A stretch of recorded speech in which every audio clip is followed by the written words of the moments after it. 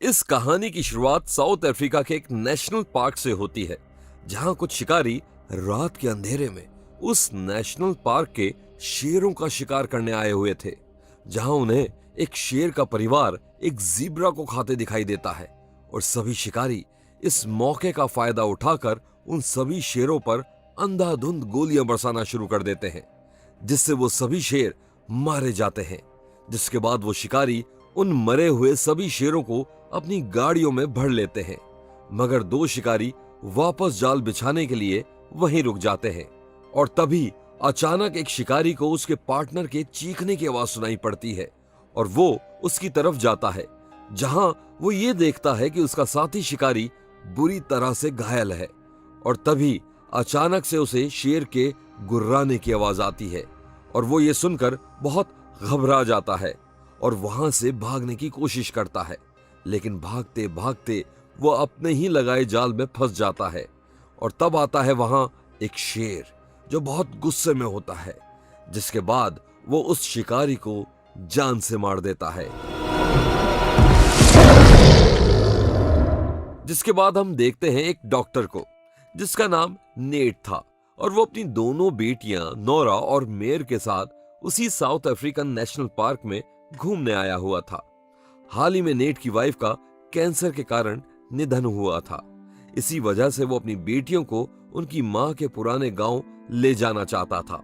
इसके बाद हम देखते हैं एक कैफे में कुछ देर इंतजार करने के बाद वहां नेट का दोस्त मार्टिन आ जाता है, जो कि एक बायोलॉजिस्ट है और इस नेशनल पार्क का मैनेजर भी है। अब यहां से मार्टिन नेट और उसकी बेटियों को अपने गेस्ट हाउस लेकर जाता है, जहां रात बिताने के बाद अगले दिन की सुबह होते ही मार्टिन उन तीनों को जंगल सफारी के लिए लेकर जाता है, जहां नोरा और मेयर अलग अलग किस्म के जानवर देखकर बहुत खुश हो जाती हैं। और सफर करते समय वो सभी एक साथ काफी अच्छा वक्त बिताते हैं। आखिर में वो घाटी के पास पहुंच जाते हैं, जहां उन्हें बंजी मिलता है, जो किसी भी इमरजेंसी सिचुएशन के लिए ट्रैंक्विलाइजर गन तैयार कर रहा होता है। तभी एक चट्टान के पास उन्हें शेरों का एक झुंड दिखाई देता है, जहां बंजी नेट और उसकी बेटियों को बताता है कि मार्टिन ने इन शेरों को इनके बचपन से पाल पोस कर बड़ा किया है।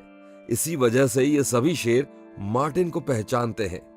इसके बाद मार्टिन उन शेरों के इलाके में जैसे ही जाता है, वैसे ही दो शेर मार्टिन से लिपट जाते हैं और उसके साथ खेलने लगते हैं। लेकिन तभी मार्टिन देखता है कि उसी झुंड की एक शेरनी के पंजे पर घाव है, जिससे वो समझ जाता है कि पिछली रात शिकारियों ने उन पर हमला किया था। इसके बाद मार्टिन बंजी को एक वेटरनरी डॉक्टर को लाने के लिए कहता है, ताकि शेरनी का घाव ठीक किया जा सके। इसके बाद मार्टिन नेट और उसकी बेटियों को पास ही के गांव में लेकर जाता है और जल्द ही वो सभी उस गांव में पहुंच जाते हैं। लेकिन वहां पहुंचकर वो देखते हैं कि उस गांव के सारे लोग मारे जा चुके हैं और चारों तरफ खून ही खून फैला हुआ है। और थोड़ी देर जांच पड़ताल करने के बाद मार्टिन को पता चलता है कि ये सब एक खूंखार शेर ने किया है। साथ ही मार्टिन नेट को बताता है कि वो शेर अभी भी उस गांव के आसपास ही है, क्योंकि लाशों पर लगा खून अभी भी ताजा ही है। इतना सब देखकर वो सभी की सभी गाड़ी में बैठकर वापस घर की तरफ जाने लगते हैं और मार्टिन कार में लगे रेडियो के जरिए मदद बुलाने की कोशिश करता है, पर उसका कोई फायदा नहीं होता, क्योंकि वहां तक कोई रेडियो सिग्नल नहीं पहुंच पाता था। तभी अचानक से उन्हें रोड पर एक बुरी तरह जख्मी गांव वाला मिलता है, जिसके बाद नेट और मार्टिन दोनों उस आदमी की तरफ जाते हैं, जहां वो आदमी उन्हें उसी खूंखार शेर के बारे में बताता है। इसके बाद नेट उस आदमी का इलाज करने की कोशिश करता है, लेकिन वो उसे बचा नहीं पाता है। दूसरी तरफ मार्टिन अपनी स्नाइपर लेकर शेर को ढूंढने निकल पड़ता है, जहां वो उस शेर को ढूंढते ढूंढते एक तालाब के पास पहुंचता है। लेकिन वो शेर वहां घात लगाए बैठा था और थोड़ी ही देर बाद वो शेर मार्टिन पर हमला कर देता है, जहां मार्टिन भी उस पर तुरंत गोली चलाने की कोशिश करता है, पर उसका निशाना चूक जाता है। वहीं दूसरी ओर गोली की आवाज सुनकर नेट, नोरा और मेयर तीनों बहुत घबरा जाते हैं। जिसके बाद नेट मार्टिन का पता लगाने के लिए जंगल में थोड़ा अंदर जाता है और तभी उसे वहां वो शेर दिखाई देता है जो उसकी तरफ तेजी से आ रहा था। जिसके बाद नेट डर कर तेजी से वापस अपनी कार की तरफ भागने लगता है। शेर का हमला करने से कुछ ही सेकंड पहले वो कार में घुसकर उसका दरवाजा बंद कर लेता है, जिससे शेर गाड़ी से टकरा जाता है। और अब वो शेर गाड़ी के अंदर घुसने की कोशिश करता है लेकिन घुस नहीं पाता है। और तभी उसे उस गाड़ी की एक खिड़की खुली दिखाई देती है जिसमें वो अपना पंजा अंदर डालकर नेट का पैर पकड़ लेता है। ये देखकर नोरा इंजन स्टार्ट करके ड्राइव करने लगती है और तभी नेट शेर के चेहरे पर लात मारकर खुद को उसके जबड़े से निकाल लेता है। लेकिन कुछ ही दूर जाकर वो गाड़ी एक पेड़ से टकरा जाती है और अब गाड़ी एक चट्टान के किनारे पर किसी तरीके से टिकी हुई थी। ये सब देखकर दोनों लड़कियां काफी डर जाती हैं, पर नेट उन्हें दिलासा देता है कि कोई ना कोई उनकी मदद के लिए जरूर आ जाएगा। पर सच्चाई तो ये थी कि वहां तक कोई रेडियो सिग्नल नहीं आता था और साथ ही उनकी गाड़ी भी अब खराब हो चुकी थी। तभी उन्हें एक वॉकी टॉकी पर मार्टिन की आवाज आती है जिस पर मार्टिन बताता है कि उसके पैर बुरी तरह से घायल हैं और शायद वो जल्द ही मरने वाला है। साथ ही वो नेट को कार में ही रहने की हिदायत देता है, पर नेट उसे यूं ही अकेला छोड़कर जाने से साफ इनकार कर देता है। जिसके बाद डॉक्टर होते हुए वो मार्टिन को घाव से खून रोकने का तरीका बताता है, जहां वो उसे अपने चाकू को लाइटर से गर्म करके उसे अपने घाव पर लगाने को कहता है ताकि उससे खून का रिसाव बंद हो सके।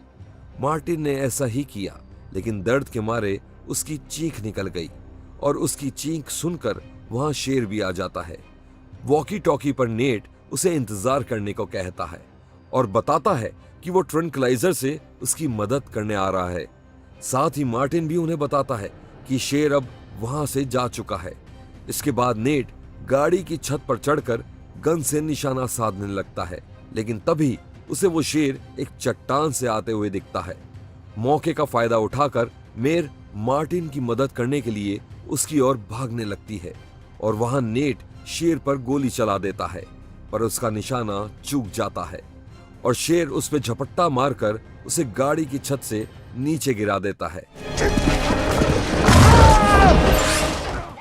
जिसके बाद नेट उससे बचने के लिए गाड़ी के नीचे छिप जाता है, पर शेर वहां भी आने की बार बार कोशिश करता है और तभी अपनी पिता की जान को खतरे में देख गाड़ी के अंदर बैठी नोरा एक ट्रंक्लाइजर इंजेक्शन लेकर उस शेर के पीछे इंजेक्ट कर देती है, जिससे शेर बेहोश होने लगता है और वहां से भाग जाता है।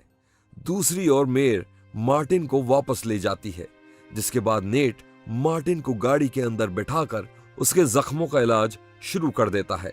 इसके बाद मार्टिन उन्हें बताता है कि ट्रंक्लाइजर का असर कुछ घंटों में खत्म हो जाएगा और वो शेर फिर से वापस आ जाएगा।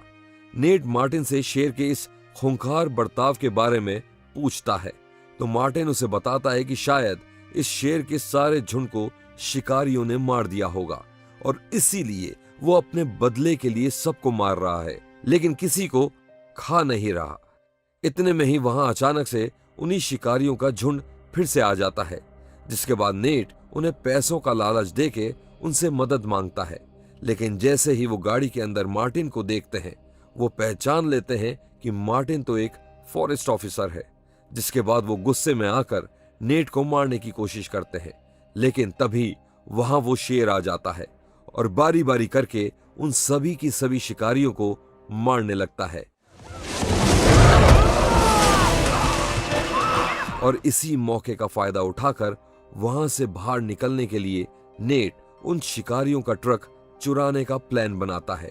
लेकिन क्योंकि वो सभी शिकारी उस शेर का पीछा करते करते जंगल के अंदर चले गए थे, इसी वजह से नेट को भी ट्रक की चाबी लेने के लिए उनके पीछे जंगल में जाना पड़ता है। और वहां पहुंचकर नेट को एक एक करके सभी शिकारियों की लाशें मिलना शुरू हो जाती हैं, क्योंकि वो सभी शेर का शिकार बन चुके थे। और तभी नेट को शेर के गुर्राने की आवाज आती है, जिसके बाद वो पेड़ के ऊपर चढ़ जाता है और शेर ठीक उसके नीचे आ जाता है। और तभी पेड़ पर नेट के सामने एक सांप आ जाता है, जिसकी गर्दन पकड़कर नेट उसे नीचे खड़े शेर पर फेंक देता है और सांप को अपने ऊपर देखकर शेर भी वहां से भाग जाता है। इसके थोड़ी देर बाद पेड़ से नीचे उतरकर नेट शिकारियों की लाशें चेक करना शुरू कर देता है और थोड़ी देर ढूंढने के बाद नेट को एक शिकारी की लाश से चाबियां मिल जाती हैं। वहीं दूसरी ओर गाड़ी में बैठे मार्टिन और दोनों लड़कियों के ऊपर वही शेर फिर से हमला कर देता है और टूटी हुई खिड़की से कूदकर वो नोरा को पकड़ लेता है, जिसके बाद मार्टिन शेर से लड़ने लगता है और उन दोनों लड़कियों को गाड़ी से बाहर निकलने को कहता है। और उन दोनों लड़कियों के उस गाड़ी से बाहर जाते ही अचानक से वो गाड़ी शेर और मार्टिन को लेकर उस चट्टान के नीचे खाई में गिर जाती है। लेकिन नीचे गिरने के बाद भी शेर रुकता नहीं, बल्कि फिर से मार्टिन की ओर बढ़ने लग जाता है। लेकिन अब गाड़ी से चारों तरफ पेट्रोल लीक हो चुका था और जैसे ही मार्टिन शेर को अपनी ओर आते देखता है, तभी वो शेर से माफी मांगते हुए अपने लाइटर से कार को आग लगा देता है, जिसकी वजह से उसकी मौत हो जाती है। इन सब के थोड़ी देर बाद नेट वहां पहुंचता है। अपने दोस्त की मौत से काफी दुखी होता है, पर नीचे खाई में देखने पर उसे वो शेर कहीं भी दिखाई नहीं देता है, जिससे ये तो पक्का था कि वो शेर अभी भी जिंदा है। इसके बाद तीनों वहां से निकल जाते हैं, लेकिन थोड़ी दूर तक जाते ही उनका पेट्रोल खत्म हो जाता है, जिसके बाद वो एक पुराने स्कूल की तरफ जाते हैं, जहां नेट नोरा के घाव का इलाज कर सके, जो घाव उसे शेर से लड़ते वक्त आए थे। उस जगह पहुंच नेट नोरा का इलाज करना शुरू करता है और घाव का इलाज करने के बाद नेट बाहर पानी लेने के लिए आता है, लेकिन इतने में ही वहां पीछे से वो आधा जल चुका शेर आ जाता है, जिसे देखकर दोनों लड़कियां छुप जाती हैं। लेकिन जल्द ही वो शेर उन दोनों को ढूंढ लेता है, जिससे दोनों लड़कियां चिल्लाने लगती हैं। लड़कियों की चीख सुनकर नेट भागकर वहां आ जाता है और शेर पर गोलियां चलाने लगता है और गोलियों से डरकर शेर वहां से भाग जाता है। इसके बाद लड़कियों को उस पुराने स्कूल के अंदर ही रहने की हिदायत देकर नेट चाकू लेकर शेर से लड़ने निकल जाता है और थोड़ी ही देर में शेर का ध्यान अपनी ओर बताकर वो उसे स्कूल से दूर ले जाने में कामयाब रहता है। लेकिन अब वो शेर नेट पर हमला कर देता है और नेट चाकू से अपना बचाव करने की कोशिश करता तो है, पर वो शेर उसे कई गुना ज्यादा ताकतवर है और उसके पूरे शरीर पर दांतों से चीर-फाड़ करने लगता है। लेकिन लड़ते लड़ते वो शेर ये भूल जाता है कि वो दूसरे शेरों के इलाके में आ चुका है और ये उन्हीं शेरों का इलाका होता है जिन्हें मार्टिन ने पाला हुआ था। वहां शेर जैसे ही नेट को खत्म करने ही वाला था कि तभी वहां दूसरे दो शेर आकर उस आधे जले शेर पर हमला कर देते हैं और उसे लड़कर उसे मार देते हैं।